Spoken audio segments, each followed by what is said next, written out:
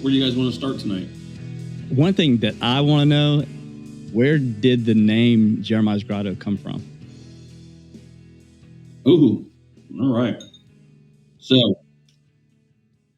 we're trying to think of a name, This one, Brian and Dan Gray, Jonathan Furnell and I, we're trying to come up with a name for the band, and we're all writing down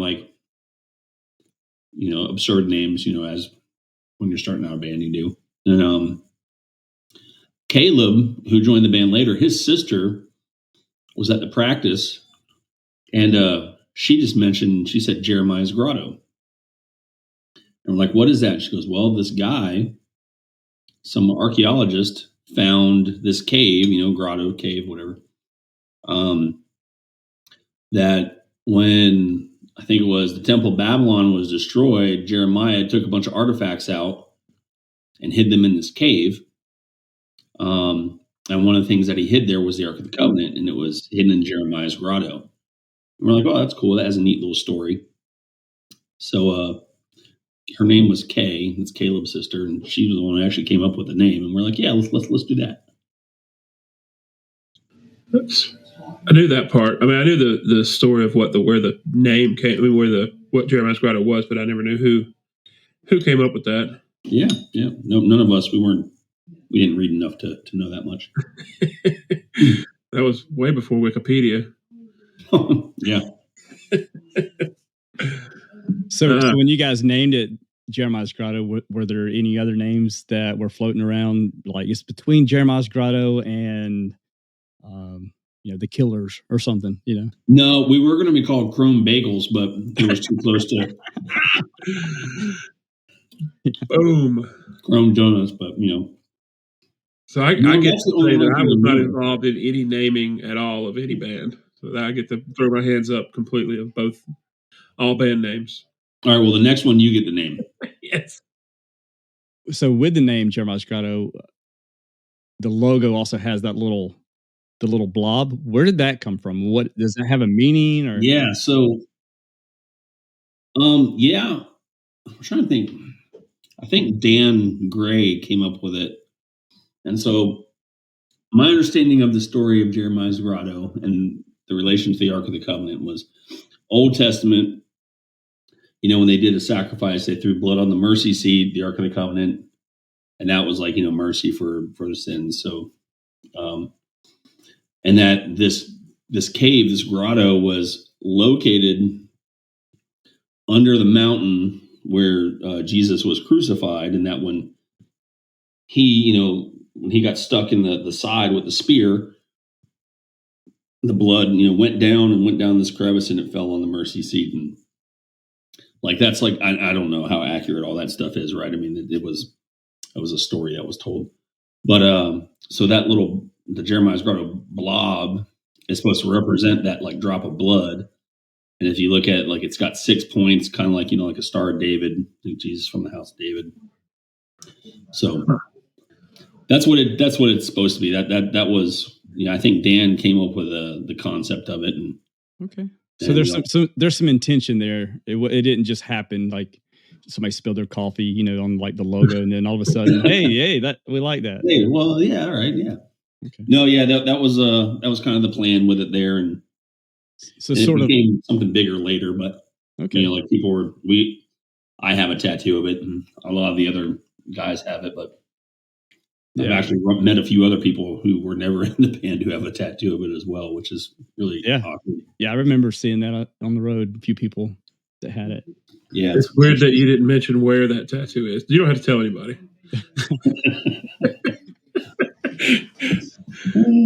I didn't have a tattoo. Still don't have any tattoo. Saving myself. For that nursing home? That Chrome Donut tattoo on your back. There it is. Big donut. Face tattoos have to get a little bit more popular, and then jumping in. That's where you should get it, Ben. Right there on your cheek. Face first. That's awesome. Because I'm not sure where. I know we talked a little bit about some of these shows, but I don't remember Freaks Grounds in Columbia, Mississippi. I don't even know what that was. That was our first show together, from what I understand. And you're sure? What were the 2 shows that were before that are blocked out? Those could have been old, like Chrome Donut shows, maybe. Because right before this is when we had not too long met you at Cornerstone. So just a few weeks, I think, before this. Or maybe that was June when we met you, and then, so a few weeks. Yeah. So this was the first. This is probably, if anything, probably where you drove up. You and Joel drove up to meet us. And then we headed out to Mississippi. I'm thinking these were just canceled. Something that was kind of like a filling. Yeah. But so the first show of our first tour together, as Jeremiah's Grotto, with me, you, Ben, and Joel, was at Freaks Grounds in Columbia, Mississippi. I have no idea what that was. I just tried to Google it, and it's not pulling anything up, but it's probably too old. So I remember, but it wouldn't have been this tour. I remember when we had Purnell on tour with us. We played it in Mississippi at some little skate park because I gave him a skateboard at that one. He was like, "Man, I want that skateboard," and I gave it to him. I don't know why I gave it to him, but like he didn't skate that night or anything. But I remember giving him the skateboard at a show in Mississippi. It was a weird little skate park. The basement, I remember there was another venue.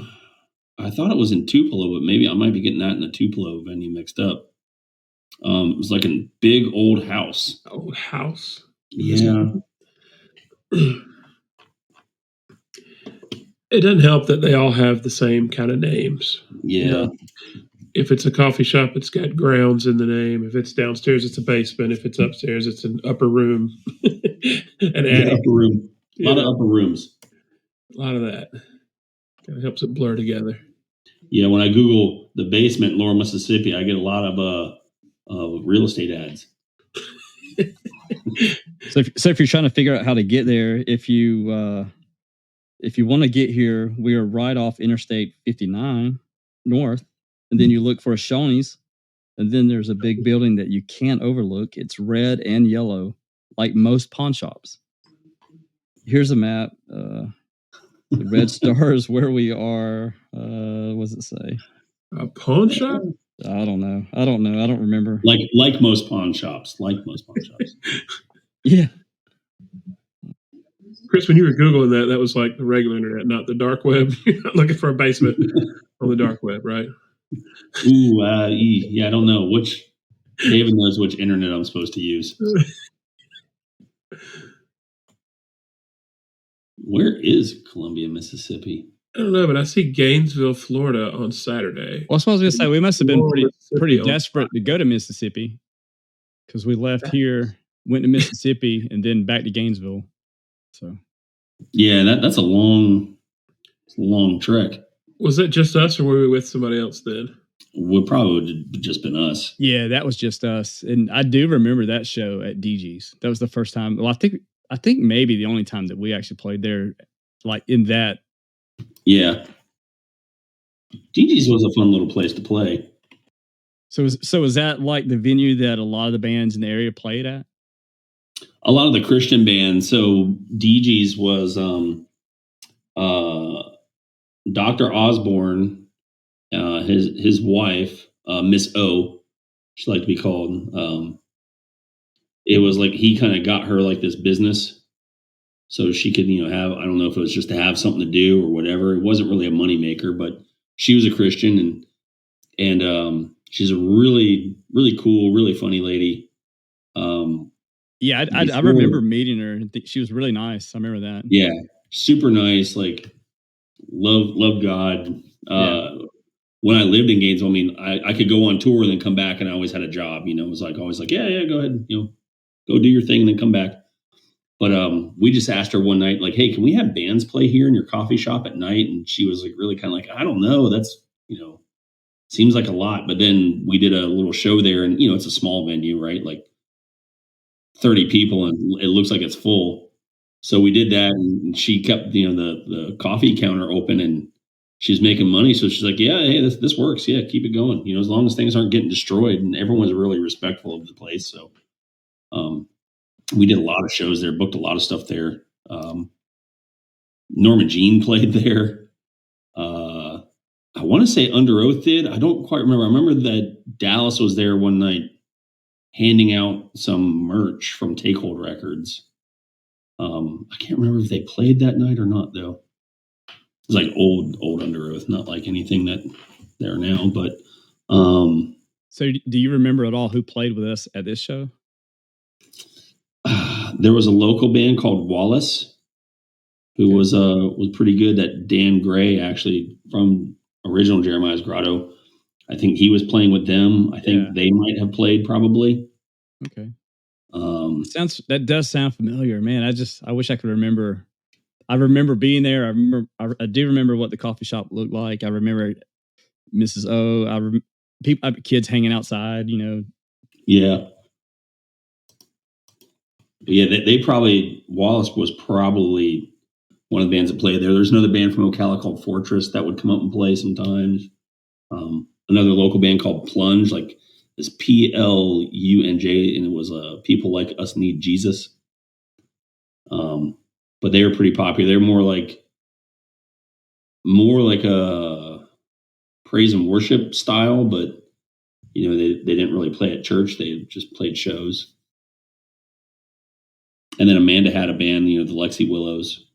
We play there. I forgot about that. That's cool. Yeah. Mm-hmm. I don't remember this place at all. Y'all are talking about it like y'all remember that. I'd have to see a picture or something. I can't picture the place at all. Where was it at in Gainesville? It was kind of like in a downtown kind of area? No, it was like in a shopping plaza, not too far off the interstate. Yeah. Yeah, it was away from the downtown, like a few blocks away from the university campus. Yeah, it seems like I remember we kind of hung out in Gainesville. Well, we were at DG's that Saturday, and then day off on Sunday, and then I don't know what that means. It says photo, but I'm not sure. Yeah, what that means. Maybe since we had just started as Jeremiah's Grotto with us four, I think we were probably doing some a photo shoot or pictures or something for the band. I just don't remember doing that. But yeah, what does that say? Wait, what does that say down there? Gainesville. Yeah, Gainesville show. I think that's what that is. Yeah. And then the 8th, nothing existed, apparently. We're getting ready, man, for Ohio. I guess, yeah, we were probably driving then. So in those days, too, I mean, we just wanted to play shows. And, even if it meant, hey, drive 8 hours in this direction and then drive 9 hours back in that other direction, we would do it. I mean, sometimes. And yeah, my goodness, to go from Gainesville to Cincinnati.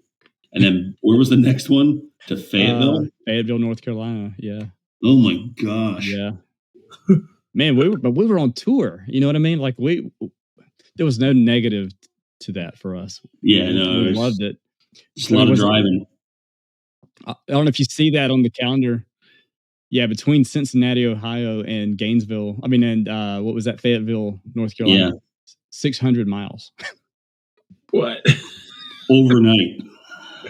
Is that? Hold on, I have to look that up. Is that true? Is that really 600 miles? Let's see. 12 hours.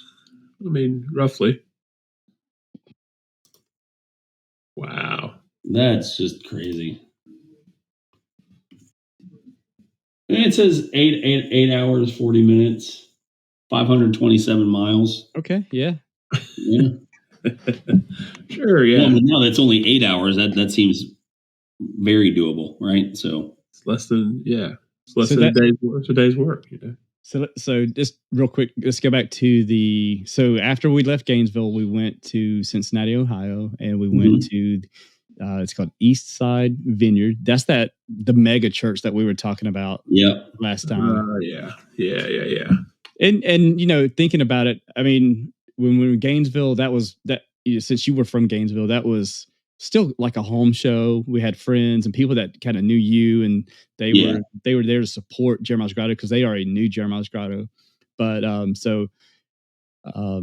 of course, you and us, we had all been on tour before, but we were doing something new, and then this is our first show outside of friends that we were. And well, I guess if you look at Mississippi, maybe that's why we went to Mississippi where we hadn't been before at that time, and we were just kind of I don't know, playing in front of people that we knew we didn't know, and just kind of as a practice. I don't know what we were doing. Kind of shake off. Exactly. That entry into it, jitters, whatever it is.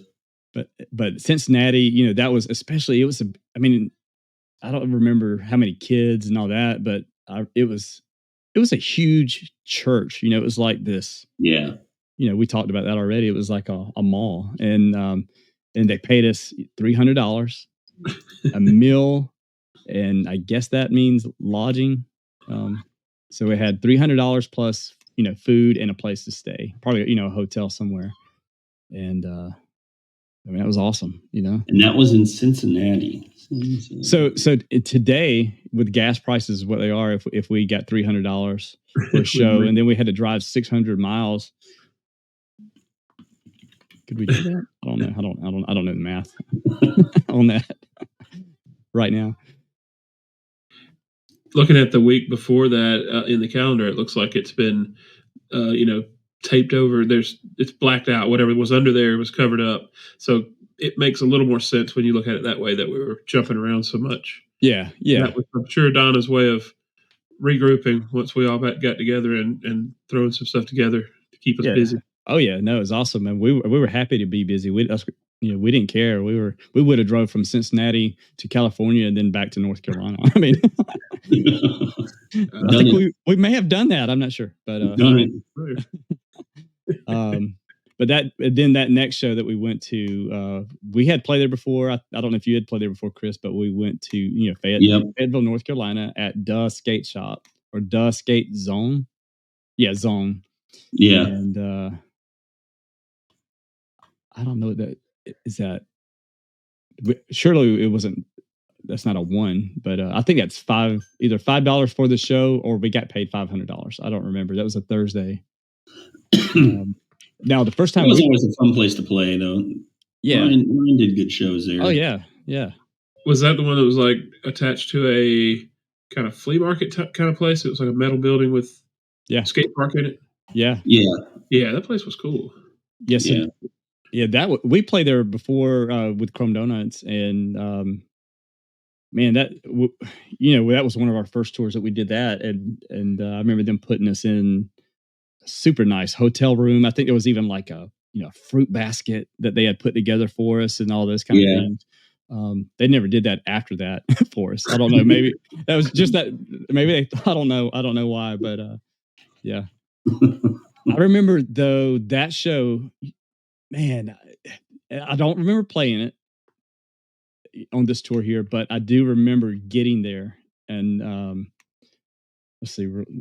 So because we drove 600 miles, and I remember getting there, and I don't know who was driving. Yeah, I think Chris. I think you were driving, but I remember being asleep in the back of the van somewhere and getting there, half asleep, and barely made it there, and then we had to unload the van, set up all of our gear, and that was the first time I think I was like, man, I hope this isn't in like this all the time, because it was a job for some reason. Coming from Cincinnati. Yeah. The part where you're tired is the drive and being in the van that whole time. Yeah, I remember being so tired doing that. You play a show, and then we do this a lot though. We'd have to leave at night, to get on the road, and then we're driving, the whole time, and then you get somewhere, and then you got to like, all right, well now we actually have to like get out and do something. So you don't. I felt like I slept really good in the van, but I mean, there's just like when you play a show, and then everyone wants to hang out after a show, which is fun and that's cool, and then you got to drive all night, so you don't really sleep. And then you get somewhere, because you have these long drives and you got to do the whole thing all over again on hardly any sleep and very little food and needing a shower. That wears you out, man. Yeah. I do miss driving in the van at night. After you've played a show, you're winding down, and you've already eaten too, and now you're headed to the next show. And usually we had a kind of a deal where there was somebody that drove, and then you had somebody that navigated, and whoever was in the passenger seat, they were looking at directions, and they would also they handled the radio. Handled the music. And if this Dustgate shop, is this, if I'm remembering right, this is the one that was the stage was kind of the top of the skate ramp, where it had like a chain link fence behind us. Yeah. And like skaters up on top and skaters jumping and stuff like behind us. That was really cool.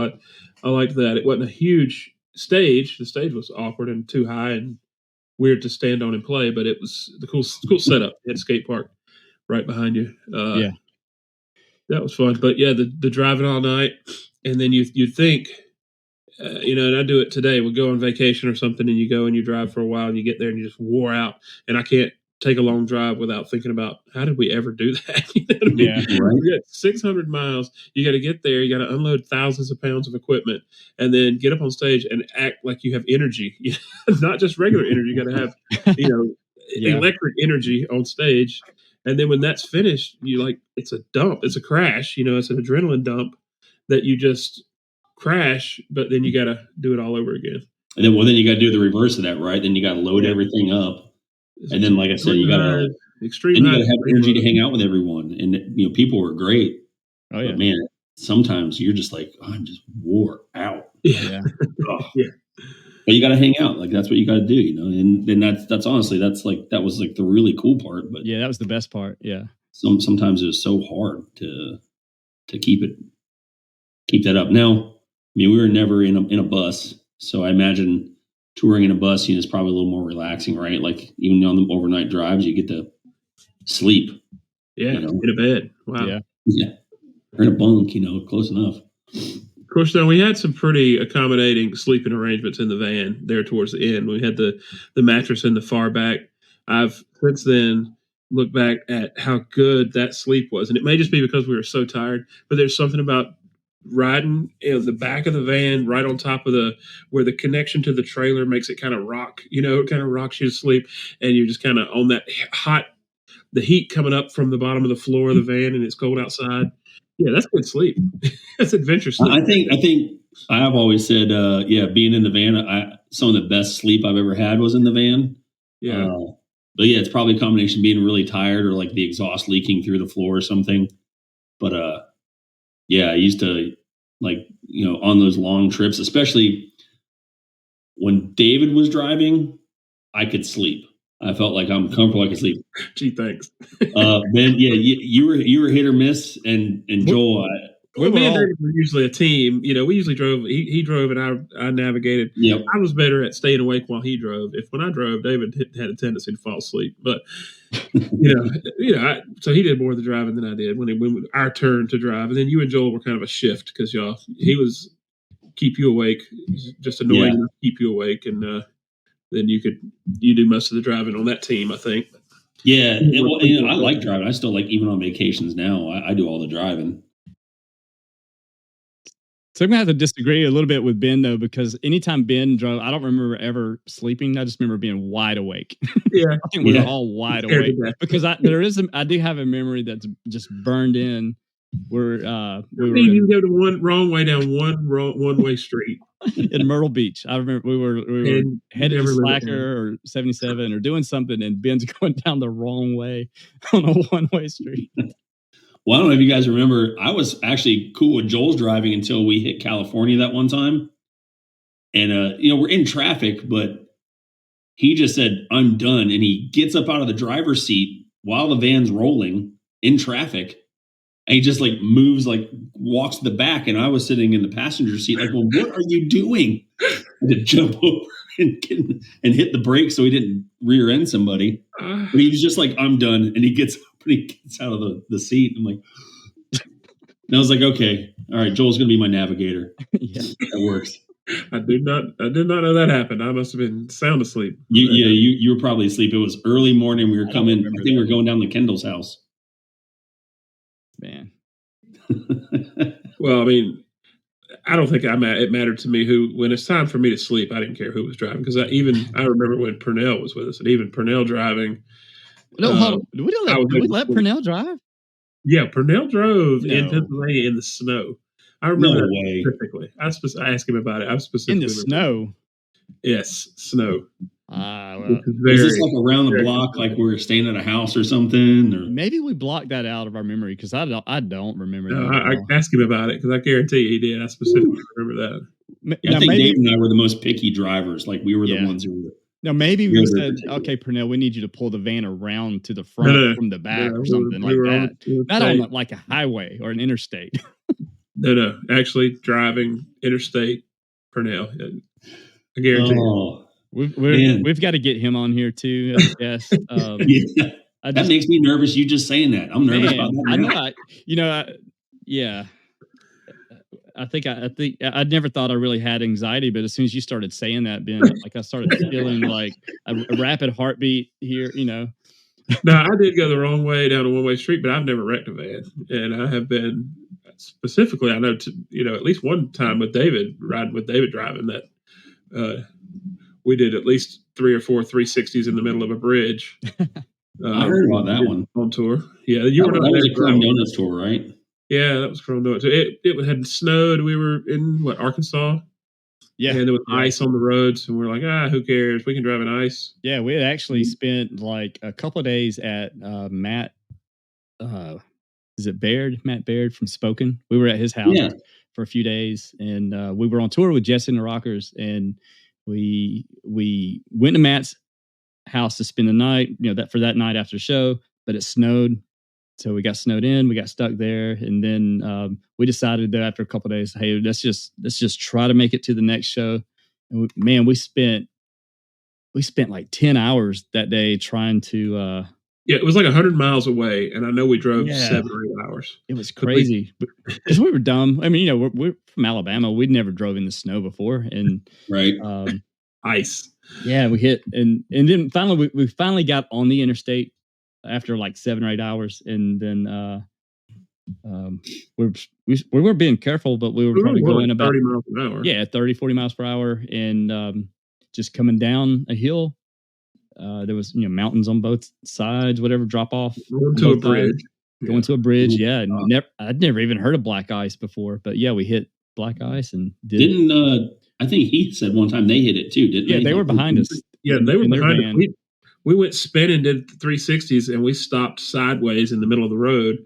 And then they were skidding behind us. We didn't have a trailer, and they were pulling the trailer with our stuff and their stuff, double loaded trailer. And they basically jackknifed and were just sliding straight towards us. And they bumped us. Their back of their trailer got a little damage from the van, and I think they may have just bumped us, but it didn't really cause anything. It was one of those moments too. It happened so quick, but the van died when it did it, and I'm sitting there. I couldn't start it because it was still in drive, but it died. But I just really quick put it in park, started it. Yeah, and tried. I don't remember if I got out of the way, but luckily. They didn't. I'm surprised they didn't crash into us and didn't go off the side of the bridge. Yeah, it was crazy. Man, that is crazy. So and so I was gonna say with all of that too, as Jeremiah's Grotto, at least with us four, we never really had any major accidents or anything. And then we had a tire blowout. Did we?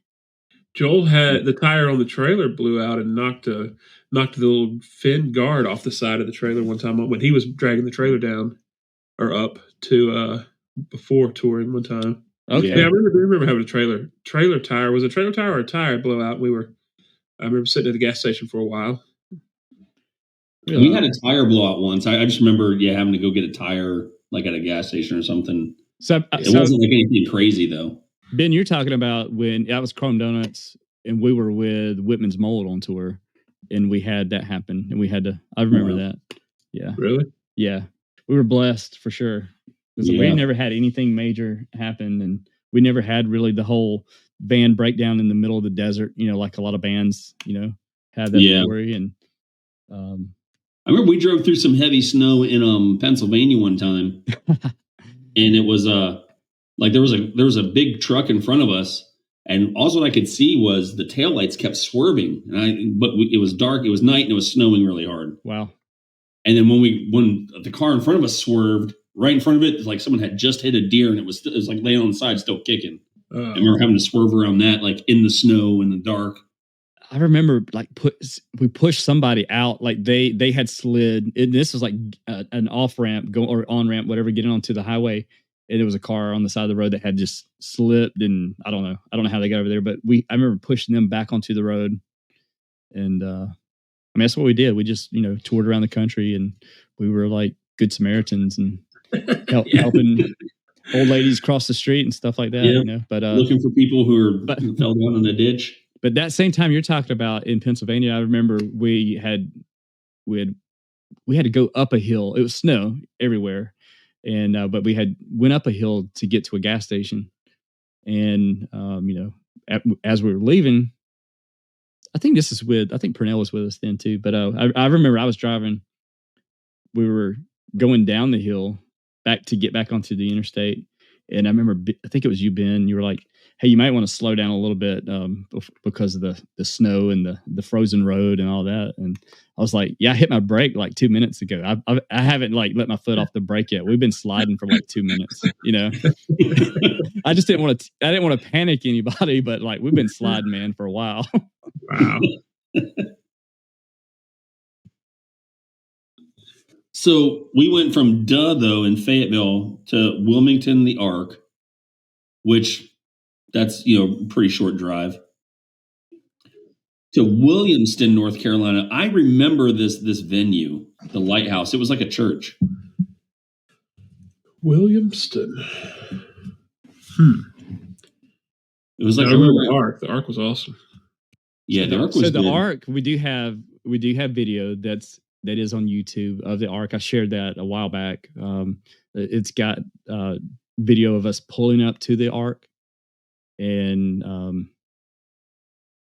then of course video of us playing, and then I think maybe after the show just hanging out too. Would that have been this exact trip right here, August? Oh yeah, it would have been this trip. Yep, August. We played there a few times. I remember we wrote. We finished writing. Well, not finished, but some of the writing for Through It All we did there because we stayed there. Like you would sleep in the venue. Yeah. I remember we worked on like Better Things Undone. We worked on that there. Yeah. Huh. Yeah. We had the camera with us then, and that was a dinosaur camera, 2000. So we had to have a camcorder. Yeah. So I think I did lie to you. I don't think that video is from that trip at the Ark, only because I remember after the one that we recorded, we went to Myrtle Beach after that. Yeah.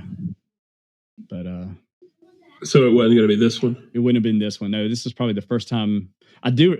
Man, see, they start running together, but we played the Ark, several times. That it was definitely one of our favorite places to go play. So who did we know in Wilmington? Did we know anybody there besides just the people at the venue, or?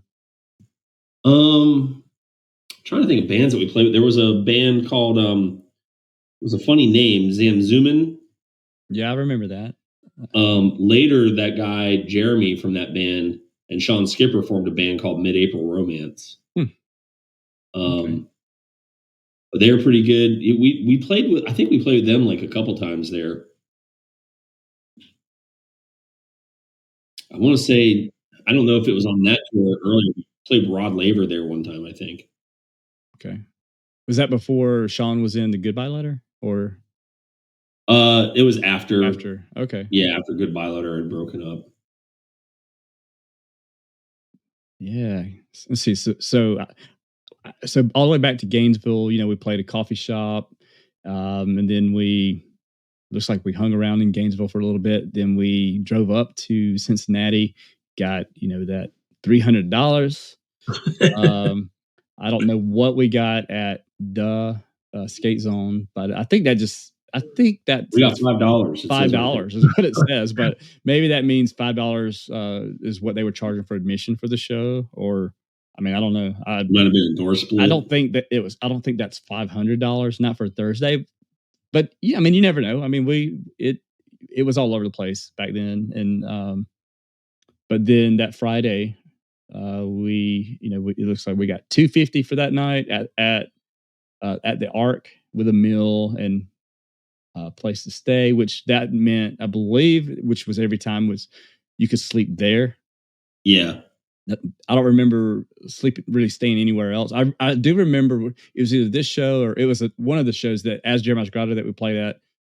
And this would happen a lot. We'd get to the show and we'd meet somebody and they're like, hey, if you guys, usually the person putting on the show maybe would say, hey, if you, we know you've been traveling for a while. If you need to go take a shower or whatever, you can, somebody had a house or something that they would invite us to go to, and we would do that before the show sometimes. And I do remember doing that at the Arc. I remember going to somebody's house and like getting ready before the show and then coming back. I don't remember that. I don't either. But yeah, that happened a lot. I mean, by this point in touring, even though it was the beginning of us touring together, Chris, you'd been traveling for a while, and we'd Chrome Donuts, we had traveled some. We kind of knew how to be comfortable. By this time we had learned you don't depend on people to give you a comfortable place to stay. Because they're like, here's a floor. Yeah. But we had our own, air mattresses and our own pillows and blankets, and early on touring, you just kind of like, yeah, we'll give you all a place to stay. And when you get there, it's like, we've stayed in some pretty shady places. It's really shady. I mean, we've parked at truck stops and just slept in the van, and we've done that. But at the Arc, it was like, they had like a game room. It was like sleep under a pool table. Air mattress up, sleep in the game room under a pool table. That was which I of course preferred that. Of course, back then. I mean, now I don't know how you guys are, but like I've got to have 8 hours. I mean, I've got to. It's just not a good day in 7 or 8 hours. Look, back then it seems like I could just, Yeah, back then though. I mean, well, when we were on tour, it wasn't a lot of sleep, but I remember like days up in Alabama, or even sometimes when you guys come down to Lakeland or something, and like you would sleep for like just hours and hours and hours, like 12 hours, no problem. Oh yeah, I remember that. I remember at Joel's house doing that. Yep. I was like, how can you guys sleep so much? Like, let's go do something. And let's go. And where else? North Dakota. Yeah, but H.S. Cellar. Yeah. You slept like 2 days. It was like 34 hours or something. And I was like just like 8 hours short of you or whatever. But oh yeah, that's the worst headache ever. Yeah. That place was awesome though. It was just like a concrete cave with no lights at all, and perfect temperature, no noise. Well, Ben used to it's like a tomb. Ben used to say about, because I just can't sleep that much. You're like, Chris, like you're the only guy I know like he's got to wake up at the crack of dawn to dig a ditch so he can have it filled back in by lunchtime. That's exactly right. You were up at like 4 a.m. cutting grass and making fresh orange juice when we stayed at your house in Florida. We're like, leave us alone, man. Yeah, I gotta get up and get something going.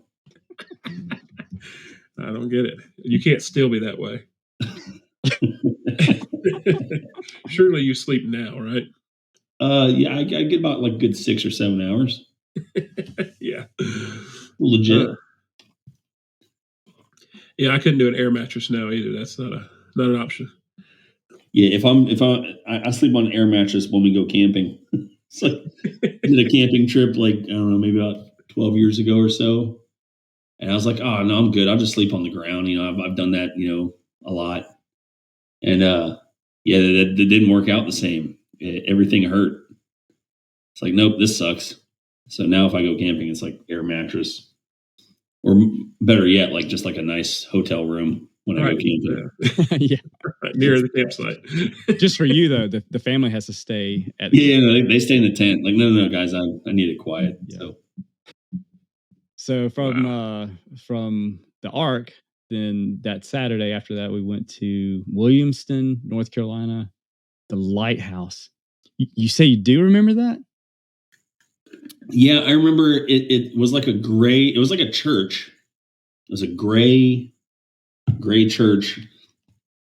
I just remember because like this is when we were like, we had all this old grotto merch and like this like sponsors who had given us stuff. So we had like just so much stuff on a merch table at that show. And I remember that was the show where I was like, we just have too much stuff. Like we don't have a lot of our own stuff. We have a lot of like all these other sponsors stuff. Yeah. And it was like, that's I thought that I was like, that's a distract. Like if people are going to spend some money, we probably want them buying our stuff and not like, yeah. I know we were sponsored by Mana skateboards, but Grotto before was sponsored by 777 skateboards. And we had like a bunch of that stuff with us. And yeah, I remember that. Yeah. It's just too much. Like, let's not do that. And that was like the last show, I think, that we set all that stuff up. Yeah, I still got I was going through some stuff the other day, and I've got a 777 beanie that I found. I forgot all about that, man. Yeah, crazy. The Mana stuff that we had, they gave it to us basically. So we were, anything we sold of that was pure money, pure profit for us. So we sold that for a while. Yeah. We survived off of some of that. Yeah, we did. Yeah. Yeah. So help me remember, what was the lighthouse, Chris? What do you remember about that? Just that merch, all that merch, and like just thinking like, it's too much. I think I gave away a skateboard deck at that, trying to give away some stuff like, here, take this. Was there a stage? Did we play on the like flat on on the floor, or? I don't know. I want to say there's probably a small stage because it wasn't a big church. Yeah. So I know we had just kind of started, because we were still really, honestly, probably still getting to know you. And so at this time, though, I know we were trying to write songs for that Through It All album. And I know we had a few songs already, but and I know it like you said, at the Ark, since we stayed there, there's a PA. I remember, trying to write songs for that album there. Do you remember us? Where I don't remember what we were playing at those shows. We were playing a combination of old Grotto stuff. We would play Reach for Light, Tumble, Melissa's Decision off the Exemplar album. We played Month of May, Weight of the World, Trying to Forget You, Always in Me. I think that was like kind of like the core of our set for a long time. Yeah. Because nothing off Million Miles EP was written yet. We hadn't written Wish You Were Here. That was like later. Yeah. So this show, if it's the one I'm thinking of, was it actually like a church building, or was it like a storefront building? I think it was a church building. It was its own building. Okay. That's not the one I'm thinking of then. But they paid us $300, gave us a meal and a place to stay. So hey, yeah, and it says here. I remember going out to eat there too. That I forget where we went though. I remember the people. If I would say Denny's or IHOP, that'd be like too generic. But it was like someplace like that. Yeah, yeah. I like the little notes too on the calendar, where it says, so at Williamston, North Carolina, it was 6 hours to Slacker, because Slacker was one of those places. Slacker 77 was one of those places that was just really familiar to all of us. It was kind of like, it was home. It was like a home venue. So it's kind of funny that that's there as, not that we could always say, hey, we could play there anytime, but Jeff was pretty cool about, hey, Jeff, we're going to be in the area on a certain date. Do you have an opening for a show? And he would, pretty much always put us on a show if he had opening. So yeah. Plus it did, it didn't hurt that it was like a block away from the beach. So when you would stay upstairs, in that he had all those rooms with mattresses in there. Yeah. Oh yeah. Which, thinking back on now, is pretty disgusting. Well, there's some documentation, some video of that too, if anybody wonders what that was like. But yeah, that was definitely, you wanted to have your own air mattress. Well, yeah, looking back now, but we didn't take our own air mattress to that, did we? Maybe not the very first time we went. I think that's kind of where we started learning those lessons. Yeah, yeah. But yeah, I remember most of the time going there, the first thing you do is clear all the dirty mattresses out of that room, so you can claim this room. This is the room we're in. Here, I'm putting my air mattress right here on the floor. Yeah. But it was a place that had its own, bathroom. Even had like laundry, didn't it? Like a I want to say, yeah. I don't know if we used that or not. But I remember going to a laundromat when we were in Myrtle Beach, but I don't remember using one there. I mean, having a shower, even if it was a nasty one, is a big deal when most of the time you're sleeping on the floor in somebody's, venue. Yeah. I remember sleeping at Slacker one time in the winter. And I mean, I know it's South Carolina, but man, it was cold up there. And having to get up and going to okay, then take a shower, take a really hot shower, because I'd be up early before everyone. So I'd get a really hot shower, but then coming out of that shower just freezing. I don't think he had heat in there. I think even the air conditioners were like window shakers. Yeah.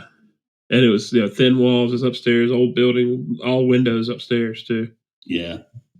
Yeah, Slacker was always cool too, because there was always some interesting and just cool people hanging out there, and I think Jeff would, I guess, just to make a little extra money, he would rent out one of the rooms or something. And I just remember there was always somebody cool, living there. I said cool, sometimes scary, maybe a little bit. Yeah. But no, it was cool. Let's see. So after we left Williamston, North Carolina, where did we go there? What does that say? Yeah, I'm not sure what it says. This city. St. Mary's, PA. Was that? Oh, St. Mary's, Pennsylvania. What was that? I have no idea. Yeah, it's another small town too. I know St. Mary's, Pennsylvania. Was that? I know that Brunel was on one tour in Pennsylvania for a pretty good time. But this is not that one, right? This is up in kind of northwestish Pennsylvania. Really small town, not near any of the major cities. I might remember this venue if it's the one I'm thinking of, where it was this old downtown area, and we played in this place right off it was right off their main downtown area. I'm looking through St. Mary's now, just looking at the town, seeing if anything triggers it. But yeah, obviously it's all very different.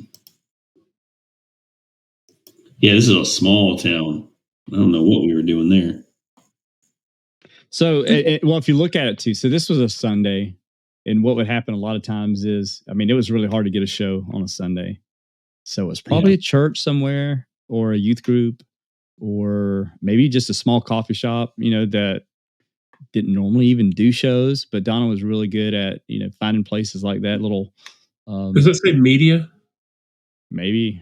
Was that when that radio station? Was that where Pennsylvania, the guy with the hairband? That radio station? That was later on. I think that was later on. No. Because I want to say I've seen that one that you're talking about somewhere else. That was that. What was his name? Phil. Yeah. Yeah, Phil. No, well, it may be, Ben, because this may be just one of the first times that we met him.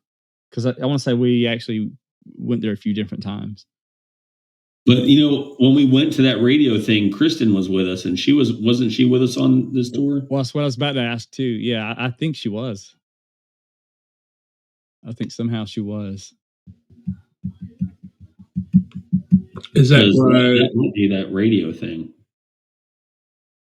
Because we went to a state park or something and walked across somebody had the bright idea to hike down into like this valley, which means you have to turn around and hike up the hill out of a valley underneath this railroad trussel. That was like Who the would do scariest that? thing in the world to walk across. Yeah, that definitely doesn't sound like I came up with that idea. It was somebody that got up way too early that day and decided to take that hike. So we did that? Yeah, I don't know if everybody did. I got pictures of us on that railroad bridge. Really? Really? Wow. Yeah. I remember parts of that, but I don't remember walking across a bridge like that. Yeah, I have a handful of photos from that. You don't remember going across the bridge? Because somebody needs to make like a folder, like a shared folder, so people can like put stuff in. You did that already.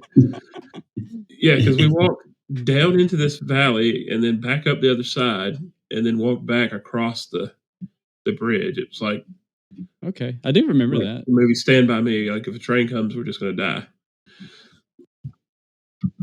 What's the name of that park, Chris, with that train trussel? You had pictures of it. Do you know what the name of it is? No, I know like St. Mary's is near the Allegheny National Forest. So it's probably somewhere around there. I'm Googling it. It comes up Kenzua Bridge. Does that sound familiar? It looks familiar. You see one train trestle bridge, you've probably seen them all, right? So. Well, I'm looking at like the Wikipedia page for it, and it's a state park, and it's an old bridge, and pictures look like it. But then you scroll down to the bottom, and it says there's a section on Wikipedia that says bridge collapse, and it says that since 2002 the bridge has been closed. We were there in 2000. Yeah, so all right. So look at that, call, Chris. We're perfectly fine. See, we saw it while it was there, and now it's gone. Oh, I swear this is it. What's the name of it? Kenzua, Kinzua. Let's see. If it's not, then there's more than one huge, ungodly bridge that you would force us to walk through. Yeah, that does look like it. So scroll down to the bottom on the Wikipedia page and look at the picture of it collapsed. Yeah, I think that's it, man. Yeah, thanks for that. I'm pretty sure this would have been your idea. I know it wouldn't have been my idea to be hiking up and down hills. That doesn't sound like me at all. Oh no, I feel like like you had a little bit. Yeah, because there's actually a photo of it. Says what is left of the unmaintained north end of the Kenzua Bridge, and that looks like what we were walking across. Yeah, nice. Yeah, we hit it while it was still good, though. Yeah, got that last little bit out of it. We got it in its prime. That's funny. So do you remember? It's called DIY Records in Orlando. Yeah, I think I remember that place. I do know we played DIY one time. It was this is going off our calendar discussion, but when we were riding through it all, we were in Lake Placid and we went to my mom's church. They let us use it one night and we wrote the last song for that album. We wrote Peace of Mind. And so we just practiced that night. And then we went, I don't know if it was a week or so later, whenever, we went and we played it for the very first time live at DIY Records. Oh, I do remember that show now that you say that. Because I remember the first time playing that song live. It just got like, I think the drumming got like, because, it's the same chords, everything's the same. The drums got off. Yeah, I remember something happening like that. Yeah. And we were just like, we just kind of muddled through. Like, we're just like, all right, we played this like, bar 38 times. All right, we're done. Song's over. Yeah. I just remember, no one else knew, but we all knew. And it was like, I remember that. Okay. I remember that. Travis from my hotelier was at that show. See, that's cool. That's why we're doing this, because there's no way I would have remembered that's that show, on this calendar. So that's neat. Yeah. And the bad thing is that's all I remember about that show is messing up that song. Yeah. I think I remember the place. I remember like a regular like record store in like a strip mall, right? Yep. Yeah. I don't remember anything about the show. Yeah, we played kind of in the back. Is that what it was? Yeah. Yep. Okay. It was a cool little place, like just little. I always like those like little. It reminded me of like the Hardback in Gainesville, DGs, like just places where 30 to 50 people, and you felt like, man, this show's packed, and you're on the floor and in people's face. That was always pretty fun. As long as there were people there. I like in their contract too. It says there must be at least 25 people here before you will get paid. It's pretty fun. I thought it was after the first 10 people. Well, that's what it said at the top part, but then on down it says there's got to be at least 25 people. So, I wonder. And then you got $272 per head after the first 10. Yeah, that's very specific. So, I wonder. Let's see. Yeah, because on down it says the breakdown is as follows. Yeah, that's $272. Okay, so there's got to be at least 25 people before you get paid, but after the first 10 people, that's when you start getting $2.72. So basically, what's that? 272 times 15 people. I mean, if you're going to get paid, the minimum is going to be a little over $30. So. Yeah, that's funny.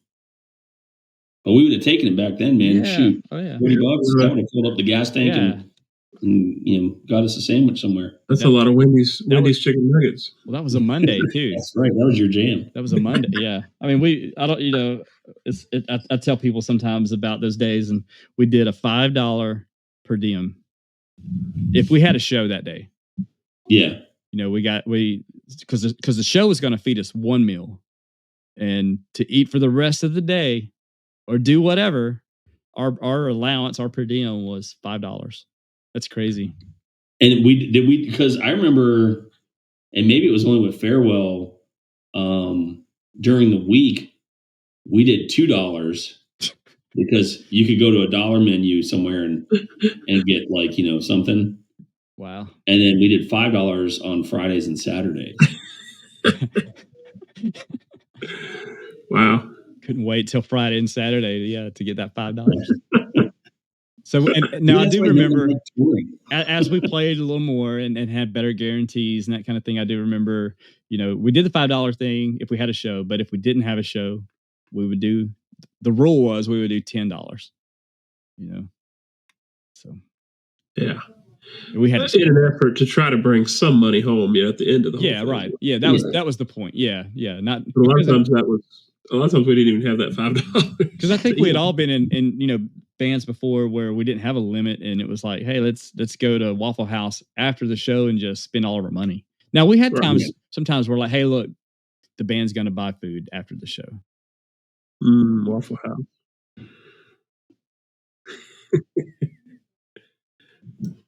Did we ever play a Waffle House? No, I don't think so. Oh, we played a pizza place one time with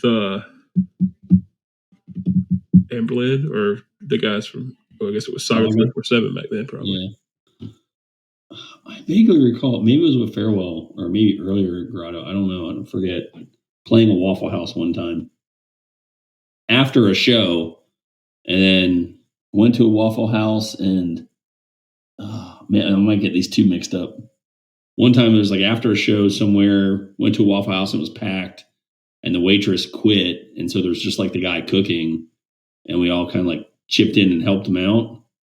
So we got the meal for free, and then since there was all those people there, we like set up and played a show. But it might have been two different visits to a Waffle House. I don't know. I would have remembered that.